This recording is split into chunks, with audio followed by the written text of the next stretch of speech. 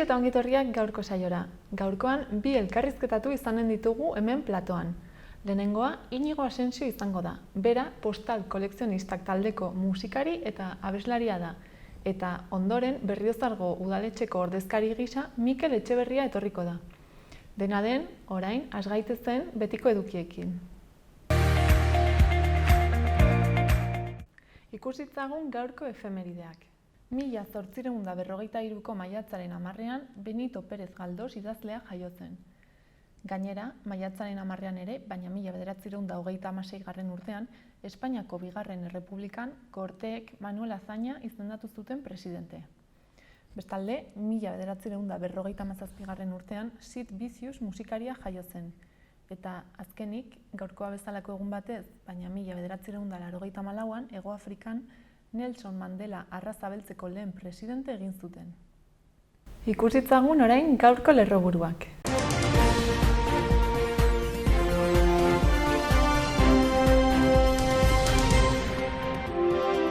Hirurogei koronavirus kasu berri atzeman dira Nafarroan azken egunean.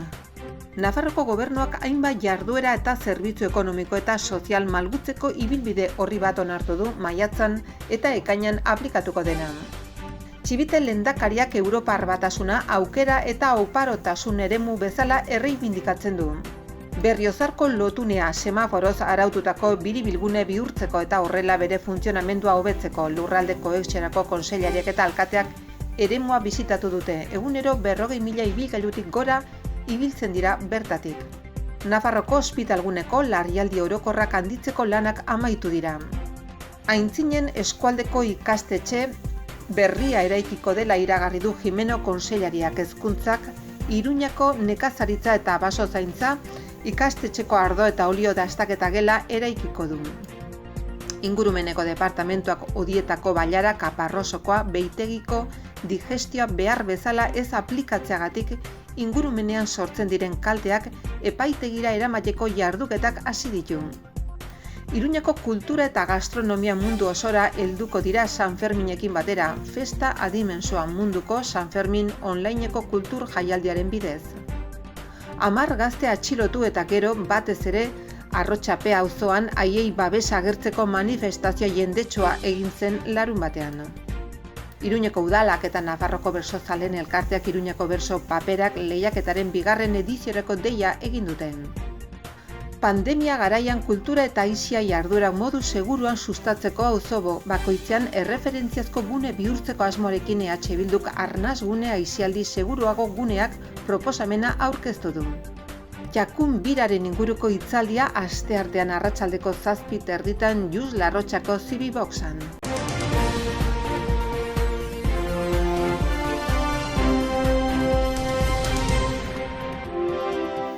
Aste hontako agenda errepasatzen jarraituko dugu. Gaur, fiesta eguzkia jaikitzen da liburuaren aurkezpena eta solasaldia izanen dira arratsaldeko 7etan Kondestableko jauregian.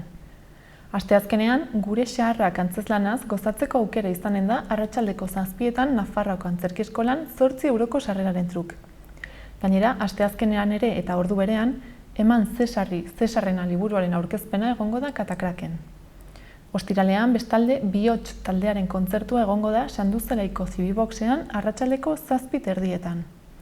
Larunbatean, Itzal magoaren eskutik magia ikuskizuna egonen da Iturramako Zibiboxean 4 urtetik gorako haurrentzat. 2 saio eskainiko ditu, lehenengoa goizeko 12etan eta arratsaldeko 6etan bestea. Eta bukatzeko, larunbatean arratsaldeko 5:30 hasita, 6 eta 11 urte bitarteko haurrendako zianotipia eta marrazki zuriaren inguruko tailerra egongo da Kondestable jauregian 2 euroko sarrerarekin. Gaurko komunikabideen azalak aztertzera pasako gara. Diario de Notiziasekin hasiko gara. Titularrak dioenez, txertoa jarri izanak egoitzetako heriotzak 184 murriztu ditu. Argazkiaren bidez, zenbaitek lehenengo irteera itsasoa ikusi eta sentitzeko baliatu dutela erakusten du. Horretaz gain, Ciudadanosen ondoratzeak UPN hauteskunde aliantza berrikustera behartu duela azpimarratzen du azalak. Gainera, Itoizek kaldetutako herriak konpentsatzea legebiltzarrean aztertuko dutela jakinarazten du. Baita osasunak 8 zuzendari ohiri 6 milioi eskatu dizkiela ere.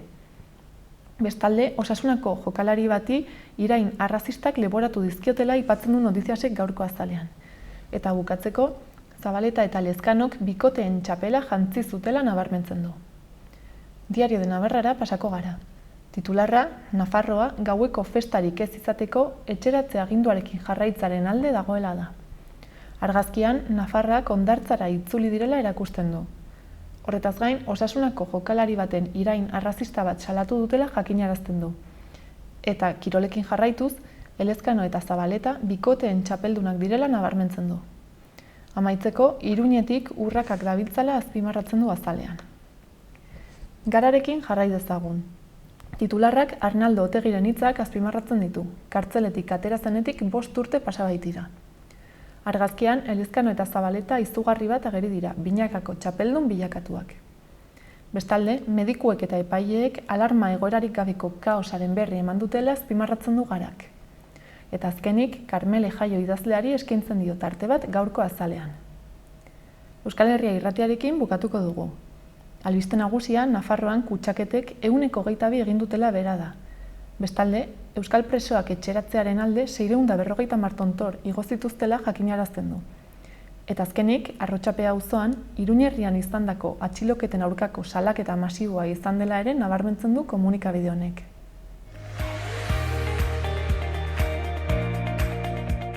Gaurko eta biharko eguraldiaren iragarpenak ikustera pasako gara.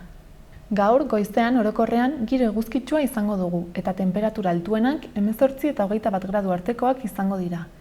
Arratsaldetik aurrera, alabaina, bero hodeiak ugaritu egingo dira, eta trumoi ekaitzak espero ditugu. Zenbait lekutan, zaparrada mardulak bota ditzake, eta haize bolada oso zakarrak izan daitezke. Goizean goiz, hego mendebaldeko haizea ibiliko da. Gero, eguerdi inguruan brisa altxatuko da kostaldean. Arratsaldearen amaieran edo gauean, haizeak ipar mendebaldera egingo du. Eta bihar, asteartean, mendebaldeko eta ipar mendebaldeko haizea izango dira nagusi, eta temperatura maksimoak 3 eta 5 gradu artean jaitsiko dira. Eguraldi freskoa eta goibelagoa izango dugu. Zerua hodeitsu egongo da, eta noizean behin euria egingo du. Goizaldean, zaparrada trumoitsuren bat botatzea ezin da baztertu. Egunaren amaieran, haizea hegoaldera aldatu joango da, eta atertzera egingo du.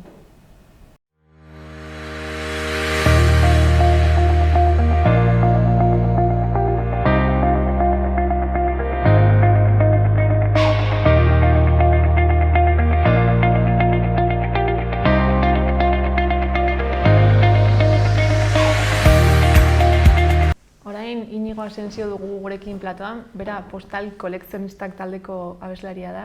Kaixo, Inigo? Kaixo. Bueno, abeslaria eta musikaria, ez? Bai, abeslaria o kantugile ere. Eta konta iguzu pixkatez, bigarren diska atera berri duzu eta orain hasiko zareten nolabait pixkata aurkezten, ez? Tolosan eta datorren astean hemen, Iruñean. Bai. Nola sortu zen diska hau?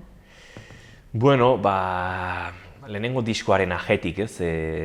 Diska hark utzi zigun edo mantzigun aukera pixkat talde proiektu bezala ere konbentzitzeko eta kontzertu batzuk eskaintzeko, lokalean ordu batzuk igarotzeko eta sortu zen dinamika bat taldean pentsarazi zidan, igual bigarren disko baterako ere engantzatuko ditut taldekideak eta, prozesu hartan gabiken biltzala, jotzen eta saiatzen nila kantu berriak egiten ari nintzen. Eta poliki-poliki bururatu zitzaian, bigarren diskoa ere sortuko dugu. Eta horrerapen kantu bat atera genuen, joan den urtean, konfinamendu bete-betean bakoitzak gure etxetik grabatu genuen lekuak leku kantura. Eta hortik pixkanaka, intentzioa zen lehen bigarren disko hau osatuta izatea, goi hutsak. Baina, gero, azken hilabetetako gora bera hauekin, atzeratzen joan da, eta azkenean oraintxe ari gara aurkezten. Eta pozik zaudete orain aurkezteko aukera honekin? Bai, egia esan dena batera gertatzen ari da, ez? Pentsa, ez? Ari gara pixkanaka gure muga horiek lausotzen, zuzenekoetan aritzeko aukera hori ere zaila da, eta zaila zen, baina pentsatzen gero eta erresiagoa izango dela, eta pixkan normalizatzen joango dela bai musika, bai arte eszenikoen inguruko programazio guztia, eta egoera gora beratxuenen baitan, josi ditugu hainbat kontzertu, eta egia da aurreko diskoarekin akaso ez zegoela halako intentziorik zuzenean jotzeko, nik igual konplexu gehiago nituen, edo nahin garbi ikusten ere burua holtzetan izan gehiago kapritxo moduko bat, ez disko grabatuko dugu, hor egon dadin, Eta aldiz bigarren diskonekin bai daukagu garbiago, kontzertuak eskaini nahi genituela, eta horrexegatik jarri ginen martxan, eta bai, katakraken izango gara, eta gustora. Orduan lehenengo diska hori pixkatzen probatzeko zerbait? Bai, izan zen gauza harraro bat, nik urte asko neramatzan musikaren munduan, hainbat jenderekin jotzen, baina beti ere pixkate iskutuan, izan Iker Laurobarekin, Txarri Handeko Orlosekin, Maider Zabalegirekin ere aritu nintzen kontzertu batzuk egiten, Manent taldearekin ere egin genituen biratxo batzuk Euskal Herrian, eta bar, baina beti hori pianoan, edo piano eta akordoian, edo horrelako lanetan, Eta batean piztu zitzaidan, 2013 inguruan edo bidai batean Mexikon berriz ere idazteko, konposatzeko, kantatzeko gogo hori, eta pixkanaka konturatu nintzen urte horietan, ari nintzela kantuak osatzen, bidaietan, asko bidaiatzea gokitu zait, azken 10 urte hauetan, eta batean zeuden kantu batzuk, eta hor egon zien mugarri pare bat, bata Arabako Sahararen aldeko elkarteak antolatutako lehiaketa bat, Saharari kantari, ura irabazi genuen. Oraindik taldeak izena eta oinarri oso sendoak ez zituenean, eta taldeko Ander eta Bilok izan ginen Sahara refuxiatu kanpalekutan, kontzertua eskaintzen. Eta ondoren Mexiko berriro, duela 3 urteko kontu izango da, lagun batzuk, 2013an ere Mexikora eraman ninduen lagunetako batek, ezkontza zuen eta bueltan ezkontza opari bat egin nahi, eta taldean, taldekide gaur egun ditudanei izan nahi, lagunduko aldia ez honekin da besteekin, eta azkenean konturatu nintzen, igual, uste baino gogo gehioz dabiltza hauek grabatzeko, eta hasi ginen grabatzen, baina helburu horrekin, diskoa grabatu, kantoiek erakutsi, eta hasiera batean zuzenean jotzeko intentziorik gabe. Eta hori guztia aldatzen joan da, eta bai, orain, ni neo behintzat lasaiago eta segurago ikusten naiz, edo konbentzituago kantu hauek holtzetan eskaintzeko, torrexegatik borrokatu ditugu kontzertuek jotzeko. Eta taldekideak ere engainatu dituzu, ala beraiek eskaini dira? Ez dakit, ez dira aukera hondirik eman. Uste dute, eurak ere gustora ari direla, eta bigarren disko hau egia esan presekin azkenean, ze nahi genuen udaberrirako atera, hilabete arraroak izan dira, konfinamentuak, sasi konfinamentuak, baina uste dut gustora egin dugula eta lan politia egin dugula. Eta adibidez, konfinamentuak nolabait eragin du diska honetan? Nuke gehiegi esango edo, eragiterakotan, kalterako edo atzeratzeko, ze kantu batzuk, kantu gehiena konfinamentu aurretik osatutakoak ziren, eta beste 3 kantuak konfinamentu ostean sortutakoak. Egia da konfinamentu oste hori oso garbi ez dela izan, ze beti izan gara, edo mugen pean, edo ordutegien menpe, baina konfinamentu gogorrura ez joan den urteko martxotik ekainera edo maiatzera edo bizi izan genuen hartan, nahiko garbi neukanen nuela konposatu naiz, egoera emozionalki nahiko traketsa zen denontzako, eta hortik aterako zenari ere, gero urten perspektibarekin enion oso begionez begiratuko. Beraz, bai igual aukera kantu batzuk konpontzeko, etxean instrumentu guztiak bildutan uzkan orduan, eta bai, premaketak osatzeko, zurdura batzuk egiteko, horretarako bai, baina konposizioari dagokionez eta diskoaren lanketari dagokionez, uste dut kontrako atzeratu pixka bat, garai lasaiagoren bat baote datorren hau gauzatzeko, eta horrela izan da. Aipatu duzu ez, pixkat taldea nahi gabe bezala sortu zela, eta etzen dutela, kostatu zitzaizuela ez, ere izena nolabait finkatzea eta eta zer dela eta postal kolekzionistak? Postal kolekzionistak izan zen, askotan gertatzen zaite izenak jartzenak orduan zalantza asko izatea, da badaukat lagun pare bat, baina kasu honetan bereziki batez gauza gehiago hori ere izena jartzen lagundu diona. Eta esan nion, irati dabil honekin bueltaka eta taldearen izena eta aurretik Otxneba izeneko izen bat izan genuen bueltaka, Saharara jo genuen hartan, eta ez dakit nondi jo, eta hark proposatu zidan kontuan egitea kantu guztiak atzerrian idatzi dituzula, 11 kantu hauek 11 bidai dituztela atzen, eta nik igual postal kolekzionistak. Berak bota zidan, akaso euskeraz zintzoagoa, txukunagoa bilduma gileak, baina indarra galduko luke, eta oso hizkuntzaren ezagulea da, hizkuntza oso ezagutzen duen horroa edat, baina ez kolekzionistak ondo.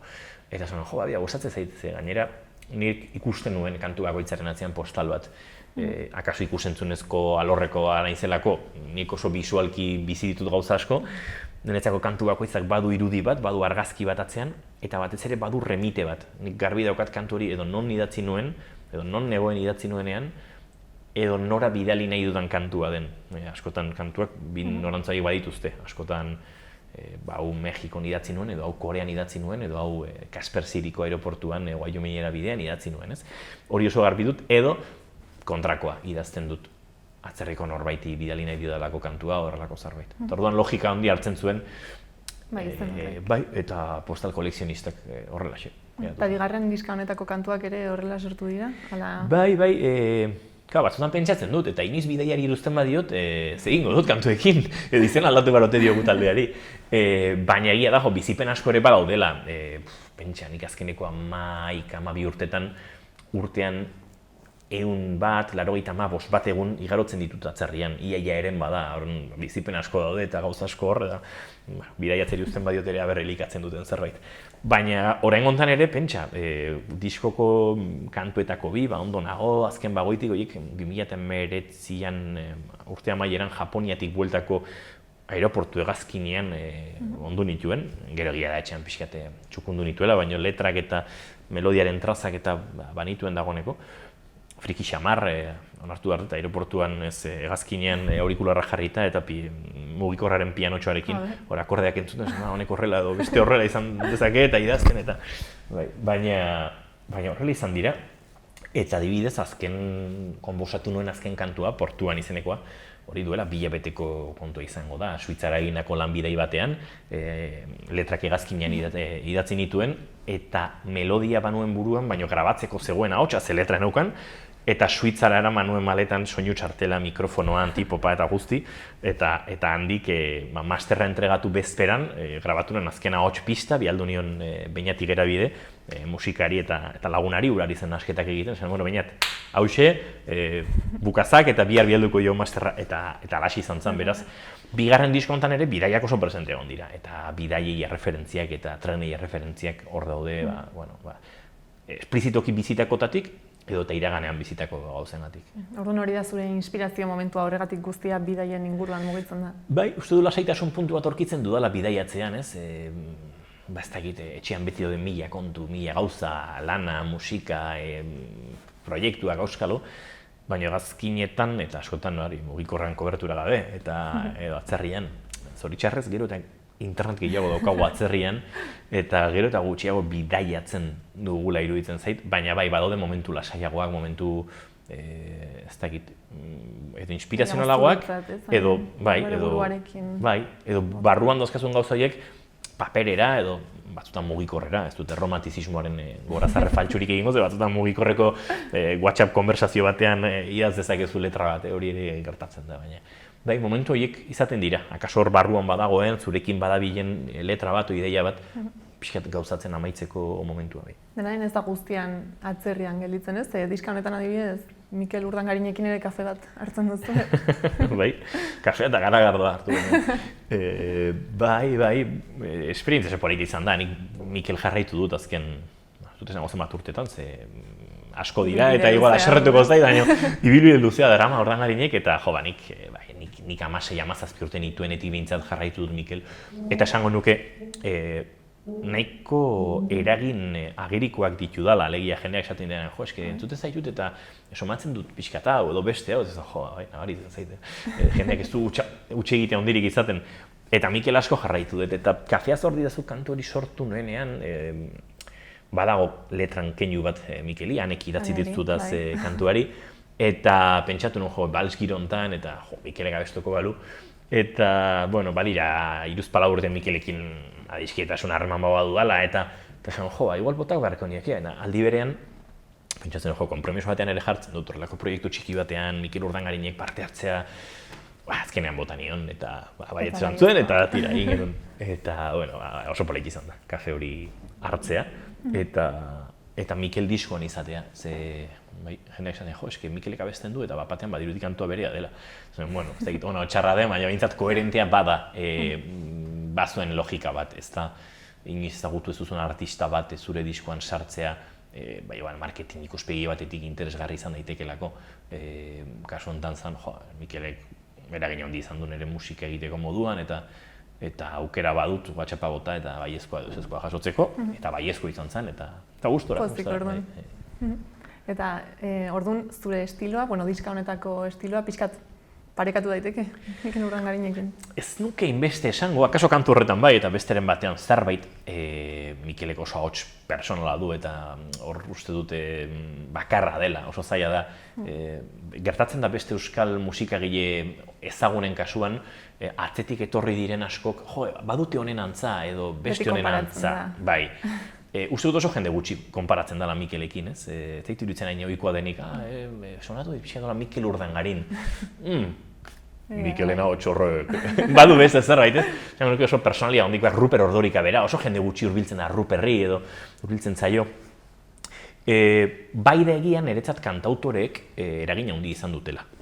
Ruper aipatu dut, Mikelek noski, baina baita Rafa Ruedak edo Iker Lauroba lagun eta lekide izan dudanak.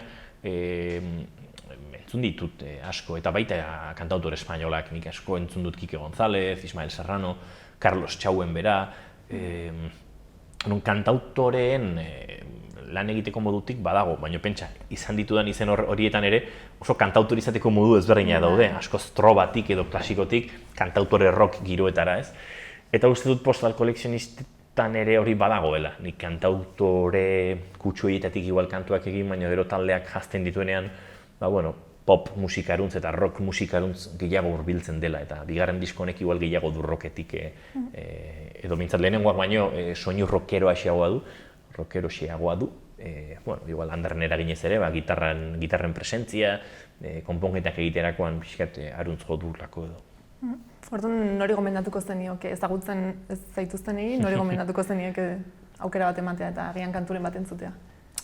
Esango nuke, ez dakit, euskaraz egindako musika gustatzen zaion edonori gustadakiokela Postal Collectionistak, ze letrek eta hitzek badute bere biziko garrantzia, nire ustez. Eta gero, noski, esparru zabal horretan gabiltza, pop rockaren kajoi erraldoi horretan, ez? Orduan, esan dezake ia edonork eta gainera, ez dakit, fijatzen balin gara, gaur egun datu asko dauzkagu, ez nork entzuten zaitu Spotifyen edo oso adin esparru zabalean entzuten gaituzte eta oso parekatxu, beraz, uste nahiko ez garela oso publiko konkretu batentzat egindakoak, baina euskal musikaren, pop rockaren giroan musika gustoko duen edonorri uste dut gustadakiokela, pero entzun eta esango dute. Eta bestalde, diska honetan ere baduzue kantu bat Makondo desberdintzen dena, ez? Pixkat beste kantuetatik. Bai, alde batetik hizkuntzarengatik, erderaz idatzita dagoelako, Gabriel García Márquezen 100 años de soledad liburuaren, errealismo magikoaren hiri hori edo herrixka hori, Makondo hartzen du abiapuntu, Aureliano Buendia hartzen du abiapuntu. Kuriosoa da, zenik Iruñan ikasi nuen, urte batzuk badira, eta orduztik daukat buruan esaldi hori, abestia abiarazten duen esaldia, con Aureliano Buendia delante del pelotón. Fusilamendu pelotoiaren aurrean jarri zuten Aureliano Buendia. Baina liburua berriz abiatzen da, nola beti oroituko zuena, aitak izotza ezagutzera eraman zuen eguna. Eta gertatu zitzaidan, bizitzan beste pertsonatekin topatu eta ark ere bazuen errealismo magikoarekiko zaletasuna, gehiago emakumezko idazleen bidetik, neskan, mutila, bakoitzak genero arrakala bazegoen literatura konsumitzerako orduan eta badago oraindik ere, eta orduan baina hasi nintzen interesatzen haren liburuengatik, ez, eta Los cuentos de Eva Luna eta bestelako Allenderen liburu haiengatik, eta izotzarekin bagenuen jolas hori, ez, liburuaren, 100 años de soledad liburuaren abiapuntuarekin, eta gogoratu nintzen nik badut esaldi bat aspaldi inizkantu egin nahiko nukeena, eta behin hartu nuen, como Aureliano Buendia delante del pelotón, eta esan nuen, mendik aurrera datorrela, eta osatu nuen Makondo izeneko kantu hori. Eta bai da ezberdina, hizkuntzak markatzen duelako, uste dut horre hizkuntzak bakarrik, ez, esango nuke euskal kantu gintzan ere gertatzen dela, ez, hizkuntza aldatzerakoan estiloa pixketere aldatzen zaigula. Nahi gabe. Bai, eta hor, referenteen pixua eta bar. Eta, bonus track modura jarri genuen, diskoa izteko, badelako pixkat ezberdina, bai instrumentazio aldetik eta baita, hizkuntza kantatzeko modua, giroa dena pixkat aldatzen da, eta horrekin itxi dugu diskoa. Orduan, letrak oso sakonak dira, ez, eta esan nahi handikoak, esan dezakegu. zai sakonak diren, esanai handikoak bai, niretzat badute esanai handia, ez? Eta badute oso bizipenetatik eta oso biluzik kontatzen ditudan. Oso pertsonala, gauzetatik, bai, hori horrela da. Sakontasuna, ez dakit, hori norberak interpretatu beharko du, baina bai, behintzat oso barrutik egindakoak eta askotan, segurazki entzuleak egin dezaken interpretazioa eta nik barruan sentitzen duen historian artean badago distantzia bat, ez? Baina, hortarako ere egiten ditugu kantuak norberak interpretatzen nahi duen bezala. Orduan, pixkat kasualitatez sortu zen proiektu hau eta etorkizunera begira, ze asmo? Etorkizunera begira lanean jarraitzea, asteko kontzertuak eskaintzea, ez? Hortxe izango dira, aipatu du Katakarkekoa, Bilbonera izango gara, Donostian, Akuariumean, Mexikon jotzeko aukerare izango da, uste dut bakarrik egokituko zaidala, baina pixkate guztiak abia puntu izan zuen hiri horretan, Mexiko hirian konposatunen azken gaua hirian, lehenengo diskoaren kantu eta diskoari izena eman zion abestia. Eta baditut bidei pare bat egin beharra, El Salvadorrera joango naiz Ilonen amaieran, eta handik Mexikora eta Mexikon kontzertu pare bat bintzat lotu xamar badira, eta handik bueltan Berastegin ere joko dugu, badira beste hirietarri batzuk hor pixkat lotzear, eta beraz jotzeko gogoz, eta aldi berean kantuak egiteko gogoz orain eman dio nire buruari olako lasaitasun une bat, ez, baina iritsiko dira gehiago, esango nuke baiet, esango nuke oraintxe proiektuarekin gustora gaudela bostok eta aurrera jarraitzeko helburua dugula eta gainera presa berezirik gabeko proiektua dela, ez.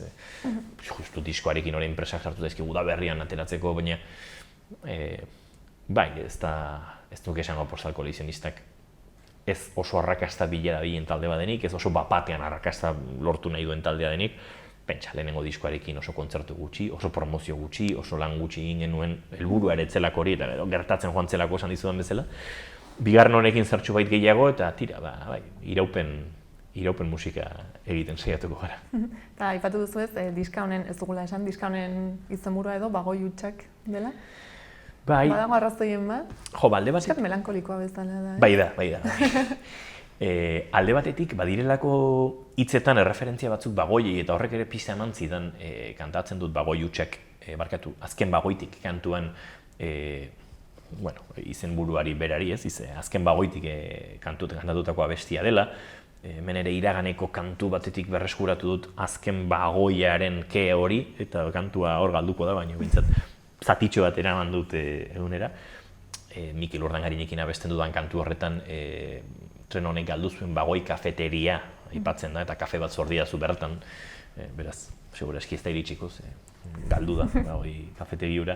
Eta horrek pista bat eman zidan, ez, trenekin jokatzeko. Eta aldi berean Bagoi hutsek ordezkatzen zutelako, ez, kantu horien konposizio prozesuaren zati gehienean nola sentitzen nintzen. Badago pixkat utxunetik, badago pixkat bakardadetik, badago pixkat galtzen denetik. Badago nire ustez desamodiotik, nahiz eta esperantzatik edo baikortasunetik edo lasaitasunetik abesten den desamodioari, hori oso autu konkretu eta konstiente izan da, badago utxune hori eta referentzia egiten ziola iruditzen zitzaidan tren hutsen, Bagoi hutsen kontzeptu horrek. Beti ere bidaiekin lotuta, hori argi dago. Orduan, aipatu dugu, hurrengo asteartean Katakraken egongo zaretela, 7etan, ezta? Eta lehenagotik erreserbatu behar da, ala bertan... Uste dut Katakraken bertan jaso behar direla sarrerak, dagoeneko bertan direla, baina ez dago interneteko salmentarik, beraz, buelta bat eman Katakrakera, beti dela ideia hon bat, eta bertan sarrerak eskuratu. Ez dira asko, beraz, benetan joan nahi bali moduzuen mugitu, ze azkenean, gaur egun aforoak oso mugatuta daude, ez da hitzen bat sarrera diren, baina gutxi dira, eta kontzertu berezia izango da. Aste honetan Leidorren ariko gara, antzoki handi xamar batean, eta bai Iruña, bai Bilbo, beste formatu txikiago batean eskainiko ditugu, beraz, ez da gehiegi aldatuko, baina zerbait aldatuko da, energia behintzat eta hurbiltasun hori, berezi izango da, eta gainera Iruñan jotzen dugun lehenengo aldi izango da, beraz, go bereziekin. Orduan hemendik animatuko dugu mundu guztia, gerturatzera. Hori da. Aipatu duzu ez, jende askori gustatuko zaion musika estilo bat dela, beraz, ongi dago beti talde berri bat deskubritzea. Hori da. Eta kaso sorpresatxoren bat ere izango dugu kontzertuan, beraz, den aztu dugu kontatuko, mugi daitezela. Hor utziko dugu. Hori da. Mila esker. Eskerrik asko zuei, Inigo. benetan. Eta primera joan da dira. Eskerrik asko.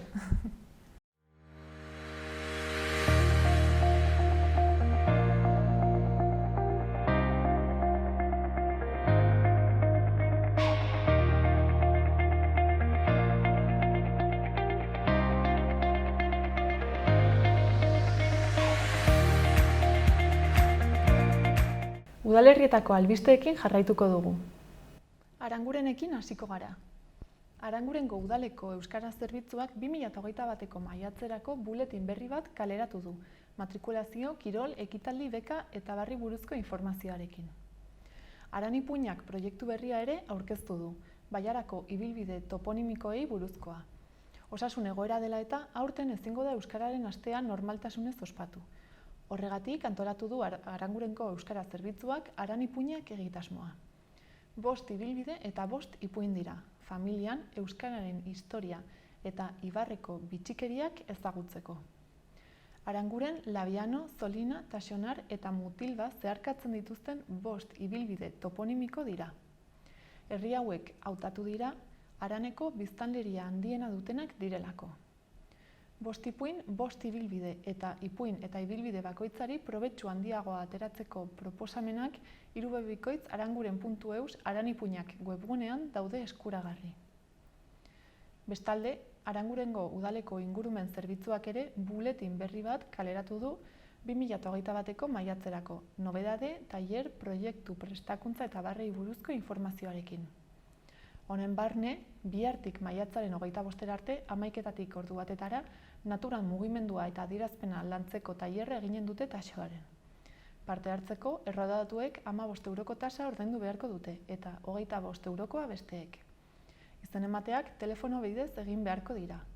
Dantza libre eta espontaneoaren bidez, gorputz eta arte adierazpenaren bidez, gorputz kontzientziako ariketak eginez, arnasketa baliatuz eta bar, osasun eta ongizate espazio bat sortuko dute natur munduarekiko lotura berreskuratzeko. Parte hartzeko ez da dantzan jakin beharrik. Horretaz gain, sendabelar eta haien erabilera tradizionalak ezagutzeko ikastaroak ere eginen dituzte maiatzaren 13tik ekainaren 3ra. 2 ordutegi eskainiko dira, bata goizez eta arratsaldez bestea. Sarrerak ere telefono bidez eskuratu beharko dira eta gaur izanen da horretarako azken eguna. Erroldatuentzat 55 euroko prezioa izanen du ikastaroak eta 70 eurokoa besteentzat. Aranguren ibarreko sendabelarrak zein diren eta nola biltzen diren ikasiko da mendian, bai eta botiki natural bat prestatzen ere. Bestalde, kosmetika naturalari buruzko tailerra ere eginen dute maiatzaren 14ean arratsaldeko 5:30 8:30. Honek 12 euroko prezioa du erroldatuentzat eta 17koa erroldatu gabekoentzat. Sendabelarrak olio esentzialak eta bestelako osagai naturalak erabiltzen ikasiko da izpilikoarekin aurpegiko serum bat prestatzeko eta arrosekin eta kamamilarekin berriz krema hidratagarri bat egiteko. Maiatzaren 14ean ere, gaueko irtenaldia antolatu dute Graelsia tximeleta ikusteko. 9:30 hasiko da jarduera eta doakoa izango den arren, aldez aurretik tokia erreserbatu beharko da. Izen emateko azken eguna gainera gaur izango da. Eta aipatutakoaz gain, maiatzaren 15ean baratze ekologikoaren inguruko tailerra eginen da doain erroldatutakoentzat. Hori bai, maiatzaren 12 baino lehen izena eman beharko dute interesatuek. Gai aldatuz, babes ofizialeko etxebizitzari buruzko inkesta kaleratu du udalak eta bai fisikoki udaletxean bertan edota online bete daiteke. Gainera, bukatzeko, Aranguren telebistak Lino Otano omendu du dokumental batekin. Dokumentalak egiten duen ibilbide bizi hau bere haurtzarotik eta seminariotik igarotzen da, lankideen, lagunen eta Baiarako jendearen testigantzak jasoz, baita bere adierazpen propioak ere. Hortaz, Aranguren telebistan aurki daiteke dokumental hau. Antxoainen 2021-2022 ikasturteko kirol jardueren programa kaleratu dute eta udalaren webgunean kontsulta daiteke. Horretaz gain, ostiralean maiatzaren 14ean En Tiempo dantza ikuskizuna izanen da arratsaldeko 7etan antzokian eta 6 euroko sarreraren truk. Iruñeko bertso-paperak lehiaketaren 2. ediziorako deia egin dute eta lanak aurkezteko epea irailaren 30ean amaituko da. Nafarroako egileek zein nafarez diren baina foru komunitatean bizi den pertsona orok parte hartu ahalko dute. Literatur lehiaketa honen xedea da bertsolaritza eta bertsopaperen modalitatea bultzatu eta sustatzea. Aurkeztutako lanek gai eta neurri librea izanen dute. Euskaraz idatziak izan behar dute, jatorrizkoak eta argitaratu gabeak. Bertsoen doinua zehaztu beharko da. Lehenengo edizioan bezala, oinarriek 3 kategoria ezartzen dituzte parte hartzaileen adinaren arabera.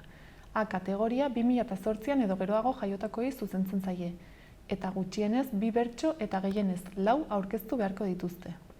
B kategoria 2004tik 2007 bitarte jaiotakoei zuzentzen zaie.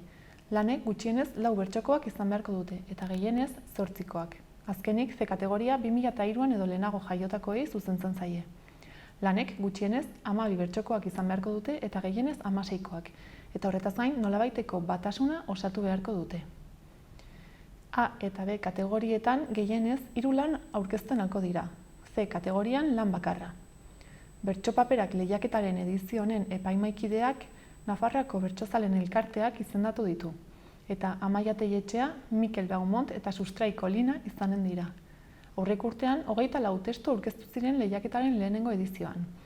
A, B eta C kategoria bakoitzeko sariak Eki Rojo Rodriguezek, Beñat Astiz Isasik eta Saio Alkaiza Guaiarrek irabazi zituzten urrenez urren. Kategoria bakoitzeko 3 sari banatuko dira. A kategoriakoak kultura bonuak izanen dira, 150, 100 eta 150 eurokoak. B kategorian saria diru kopuru bat izanen da, 350 euro irabazlearendako, 200 euro bigarren postuarendako eta 150 hirugarrenarendako. C kategorian sariak biderkatu dira, 1500 euro obra honenaren egilearendako, 1000 euro bigarren sariarendako eta 500 hirugarren postuarendako. Kategoria guztien sariak banatzeko ekitaldia aurtengo udazkenean eginen da. C kategorian lehen saria lortzen duenak baimena emanen die Iruñeko udalari eta Nafarroako Bertsozaleen Elkarteari emanaldi edo ikuskizun berri bat ekoizteko lehiaketa ebatzi eta urtebeteko epean, sariarekin batera emandako diru ordainaz bestekorik jaso gabe. Lehenengo argitalpen edo ekoizpen hori egiteko salbu, saritutako lanak ustiatzeko eskubideak egile bakoitzarenak izanen dira. Eta gaia aldatuz, festa adimentsua leloa duen munduko San Fermin onlineko kultur jaialdiak Iruñeko kultura eta gastronomia sustatuko ditu mundu osoan zehar San Ferminen eskutik, gehien bat online izanen den programa baten bitartez, non tokia izanen baitute nazioarteko xake txapelketa aparta batek eta aire zabaleko hainbat jarduerak, beti ere une bakoitzean indarrean dauden osasun murrizketak kontuan hartuta. Jaialdia udalak antolatutako kultura eta aisialdi seguruko Biba Iruña bizirik programa zabalaren barruan dago, eta 400 jarduera baino gehiago izanen ditu. San Ferminak bigarren urtez jarraian bertan behera guzteak eta osasun egoerak behartu dute Iruñeko udala kultur programa berri bat martxan jartzera, hiriko kaleei bizitza emate aldera. Udan osoan zehar eginen da, atari zabaleko jarduerak bultzatuz. Jaialdia berehala hasiko da, modu informalean hasi ere, xakean sailkatzeko txapelketarekin, eta programa izaera hartuko du ekainaren 26tik uztailaren 15 bitarte. Egunero eta ia arratsalde osoan zehar 4etatik 9etara gauzatu beharreko emanaldien bidez. Txes 24 nazioarteko xake plataformaren bidez eginen da, doako eta sarbide librekoa den gune virtualaren bidez. Interesa duten guztiak sartzen ahalko dira, eta xake partidaz gain, egun osoan zehar, une bakoitzean posible diren aire zabaleko jarduerak antolatuko dira, zeinak grabatu eta streamingen edo geroago emanen baitira. Hainbat atal izanen dira, nagusiki kultura eta gastronomiara bideratuta.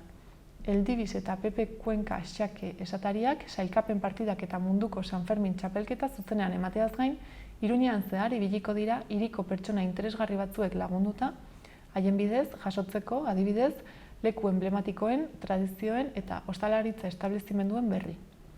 Horrela, ikusgai jarriko dira besteak beste elkarrizketak, hitzaldiak unibertsitatean, Iñaki Andradasen lehiaketa gastro-humoristikoak eta beste jarduera batzuk, plataformara sartzen direnei programazio erakargarri bat eskaintzeko xedez.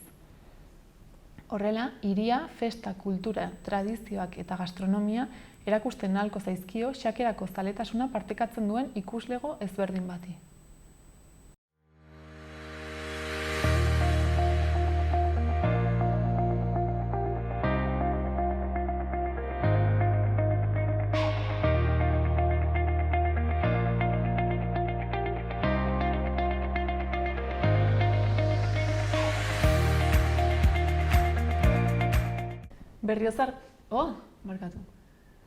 Berriozargo udaleko ordezkari bezala Mikel Etxeberria etorri zaigu platora. Kaixo, Mikel. Kaixo, egunon. Zer moduz? Oso ongi.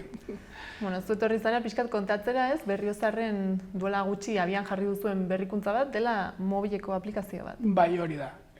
Udalak orain atera berri dugu aplikazio hau, eta hori kontatzera nator zerk egiten duen, zer dela eta zerk ekarri digun hau plantan edo martxan jartzea, eta hori pixkatxo bat jendeari azaltzea ze posibilitateak ematen digun, eta jendeari gonbidatzea hori erabilpena eta erabiltzeko, jeisteko eta erabiltzeko. Eta zer dela eta sortu duzue aplikazio bat? Asuntoa gehien bada, udaletxea beti denborarekin bat egin nahi duela, eta ez atzeraka gelditu.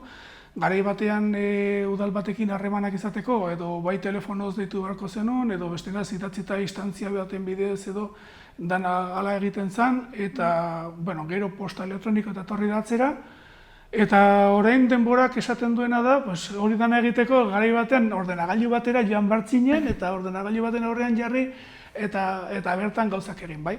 Eta azkenean dakiguna da, jende guztia poltsikoan telefono badauke, gaur egun aplikazioek oso eguneratuta daude, oso egunean daude, eta azkenean errexena da, zerbait guk esan nahi badugu biztanlegoari, edo biztanlegoak gurekin harremanetan jarri nahi badu, errexena da poltsikoan daramazun gauza batekin egitea, gaur egungo teknologiak hori ematen dugu.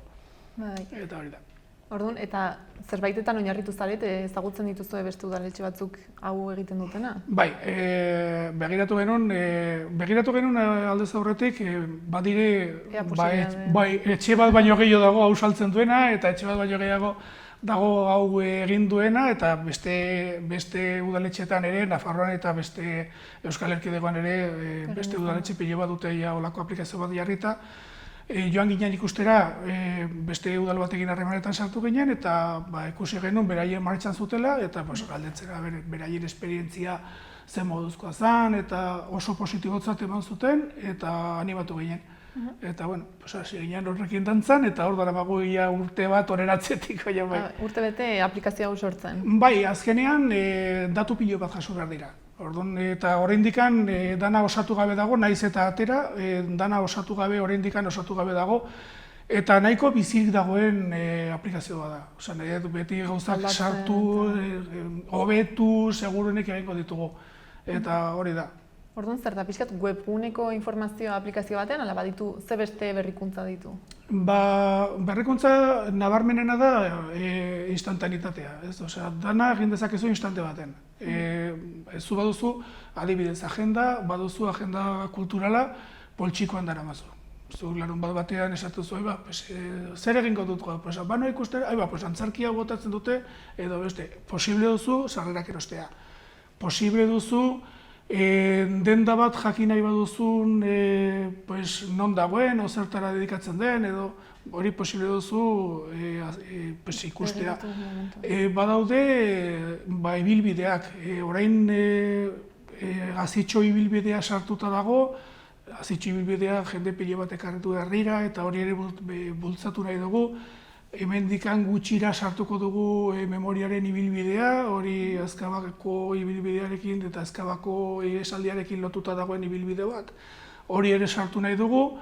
Gero, intzidentziak eta adibidez zukaletik antzoaz, eta ikustuzu farola bat puskatuta dagoela, edo argi gabe dagoela, edo posible duzu hori argazki bat ateratzea, geolokalizazioa ere jartzea, mezutxo bat jartzea, bideratzea, hau obra eta hau obrakoei bialtzea, eta gero erantzuna jasotzea. Bai hartu dugu, ez dugu jaso dugu, konpontzen ari gara, konponduta dago, eta hori da gure konpromisua. Badago mezularitza, badago Facebookekin lotura, guk Facebooken argitaratzen ditugun berriak ere posiblia da ikustea, nahiko osatuta dago.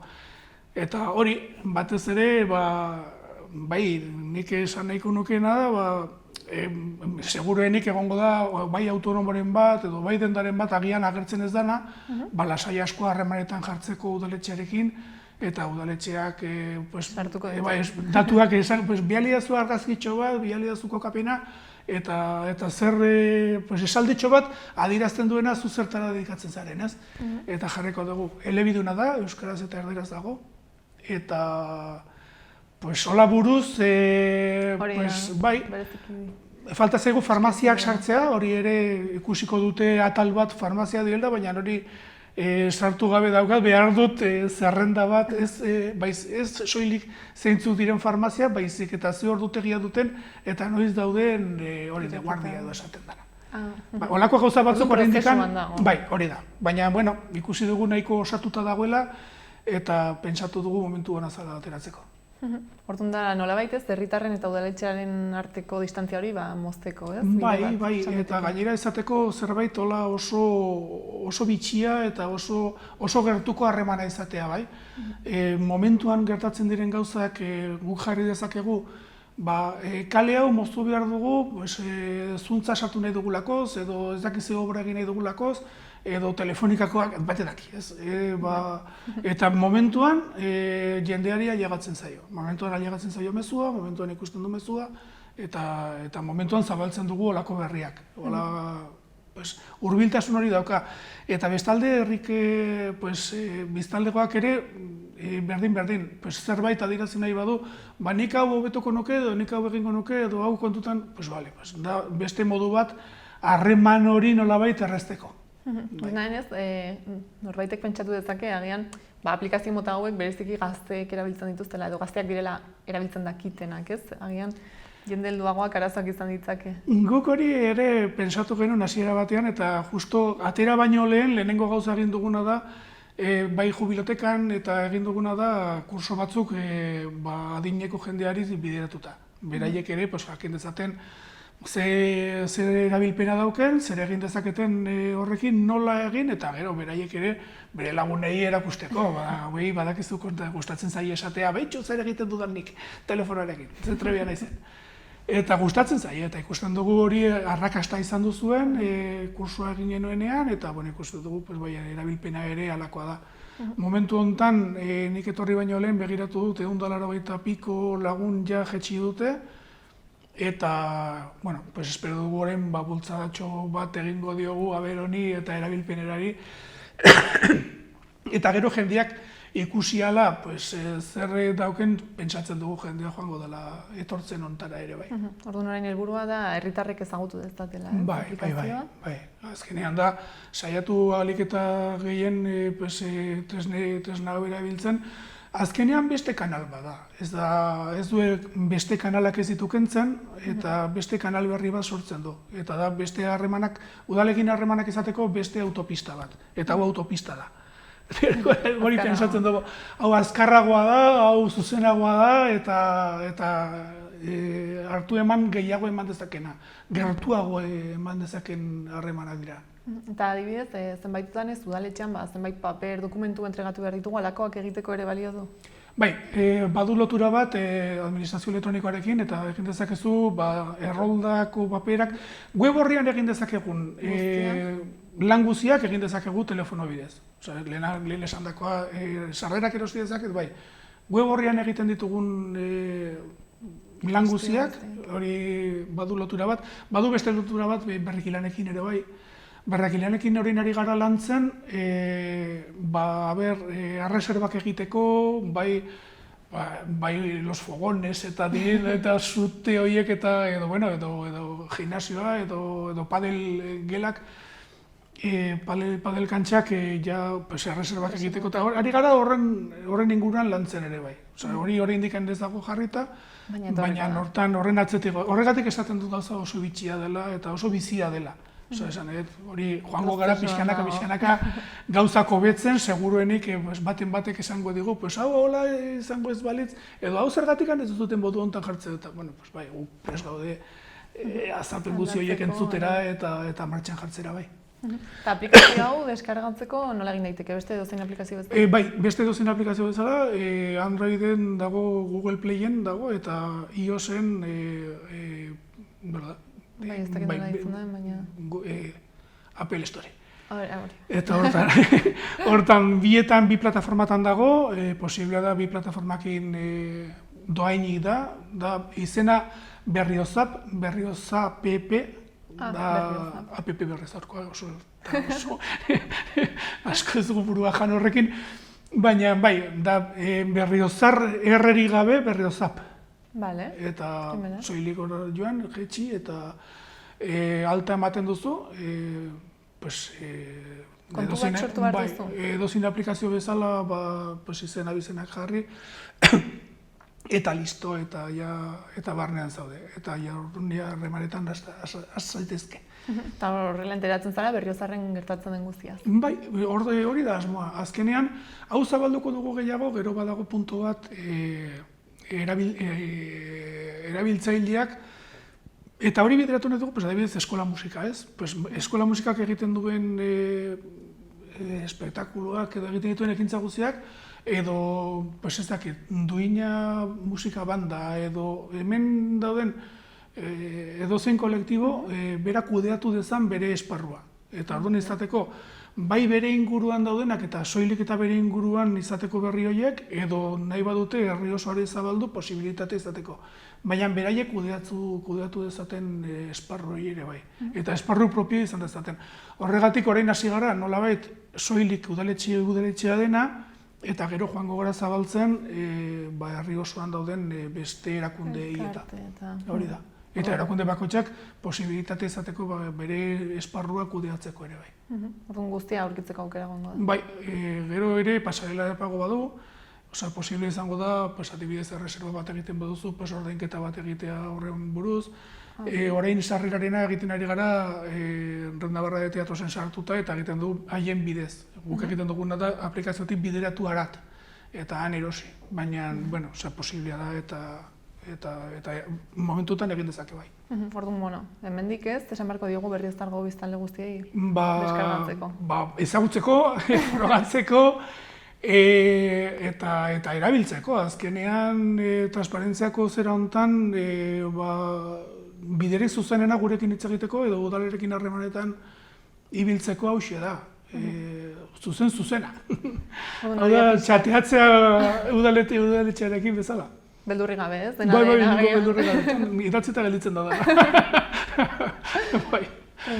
Orduan, uste dut guztia ez, aipatu dugula gutxi gara bera, labada gehitu beharreko beste zerbait aplikazio honen inguruan? Uste buelta oso eman dio dela aplikazioari buruz. Bai, uste dana esan da dagoela. Eta bestela sartu daitezela? Bai, batez ere lehenago esan du dana. Merkatariak edo autonomoak edo guke hoien seguro utzi ditugula, azkenean sartu genuen batzuk nolabait izateko martxan abiatzeko, baina, norbait agertzea ez bada, lasai asko deitu daletxera, jarri gurekin harremanetan, nire posta mikeludaletxe@gmail.com da, lasai asko bidaltzeko, haizu nik ez agertzen, nik esango diot zer dan behar dudana eta sartuko dugu. Berdin udaletxeko telefonora, 948-30-0005, eta bertan esan jartzaitez harremanetan erekin eta nik jarriko naiz harremanetan eta sartuko zaituko, bai, lasai asko. Primeran. Eta hori da.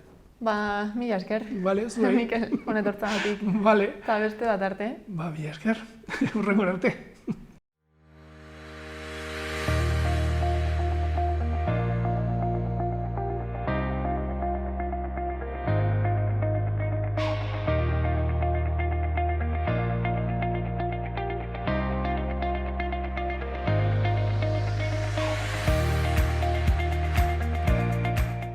Beno gaurkoz hau izan da guztia. Orain, saioarekin bukatzeko Postal Kolekzionistak taldearen bideoklip batekin utziko zaituztegu. Mila esker horregateagatik eta bihar arte.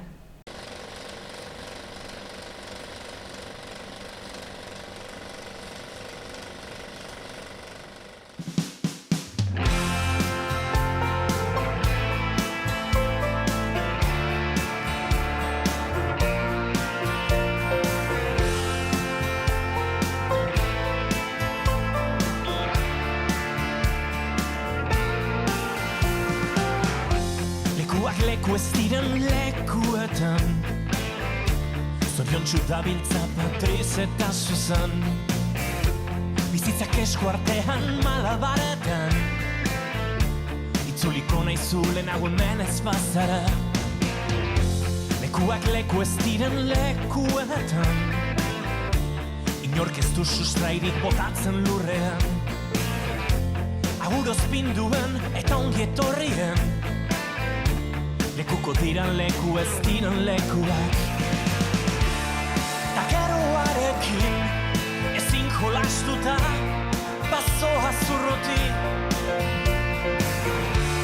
egun amaigabetan ez zara nirekin ametsen zaindari. Lekuak leku ez diren lekuetan zara, ta inork esperantza galdua badauka. Piztu dituzte jada itxasargiak, lekuak leku ez diren lekuetan zara, ta denbora mantxo igarotzen bada. Laizzer helduko zaigu udaberriak.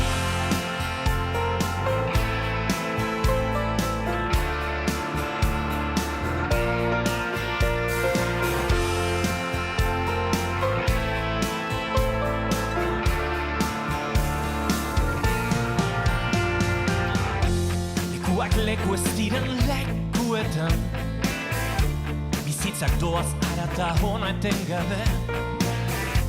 Leioaren kontra jarriko duzu burua, lurrunak bustiko dizu laizter aurpegia. Ta geroarekin ezin jolastuta bazoa zurruti,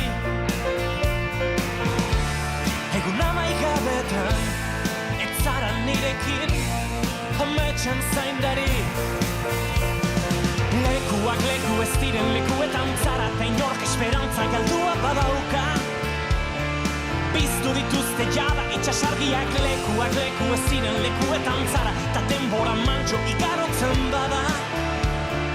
Laizzer helduko zaigu udaberria. Lekuak leku ez diren lekuetan gara, datorrena.